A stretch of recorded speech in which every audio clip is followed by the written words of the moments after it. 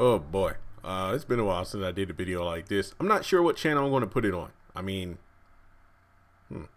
maybe it'll go on Pokemon the series review. Technically, that's where it belongs, but great. There are rumors circulating that Marvel may be wanting to gender. What's the term? Gender bent? Well, no. I'm sorry, not gender. Diversity. Okay, long story short, there might be talks about Professor X and Magneto being swapped to African American slash black characters. Um, Look, I'm a black man myself, 28 years old. So I grew up watching, X-Men the animated series. Honestly, I didn't really get into comic books, the physical comic books, until around late high school or when I started college, basically when I had the extra money to buy a couple of comic books. Because growing up, it was like Power Ranger Megazords, different action figures, then of course video games. And I think video games definitely replaced what comic books meant to, like, the generation that came before me. But I am not against diversity and in Hollywood, of course, but I am of the mindset where, I get it. These are fictional characters. I definitely understand that. But instead of taking characters who have been known to be one specific, I guess you could say character, not just their race, but, their gender, like, okay, Magneto is a male. Magneto is he survived, like what was it, like a Holocaust survivor and things like that.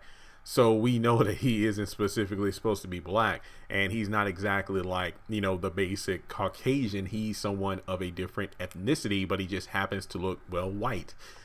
It's just one of these things where I'd rather see you either create original characters of diversity or highlight characters of diversity from the comics. Because once again, Iron Man, despite being one of the most, if not the top, well, I think Spider-Man still outranks him, popular characters, he was not that big of a Marvel character before Robert Downey Jr. That's fact. And it's just one of these situations where that's a perfect example of Marvel taking a character who isn't insanely popular, and with the right casting, character growth, and movies, that said character can become one of the top tier Marvel characters of all time. So I'd much rather the MCU or whoever else takes a character that is either original or in the comics and then make that character stand out, as opposed to taking a character that's already well established and then kind of, color swapping them and just saying, hey, diversity. That's just my opinion. So let me know what you think in the comment section below. Do you think Magneto and Professor X or Professor Xavier should be African American, or do you think they should just stay the, well, for lack of a better phrase, traditional, color that they've been? And once again, I am not against diversity. I'm a black man who read comics and loves the animated series, and it's just like I'd much rather see more creativity than just color swapping. I mean, to use another example, I know this is kind of out of the box here, but it goes back to like Dragon Ball Super, when Super Saiyan God and Super Saiyan Blue were introduced. It's like all you're doing is color swapping Goku. Goku goes from base form to just being red, and then Super Saiyan Blue is literally the same appearance of a Super Saiyan, but it's just blue instead of golden / yellow. But somebody did point out online that, yeah, it would be interesting because if you remember, Professor X and Magneto are supposed to be representations of Malcolm X and Martin Luther King Jr. Good point. I forgot about that. But at the same time, it's like, nah, I don't think that's necessary. But that's just my opinion.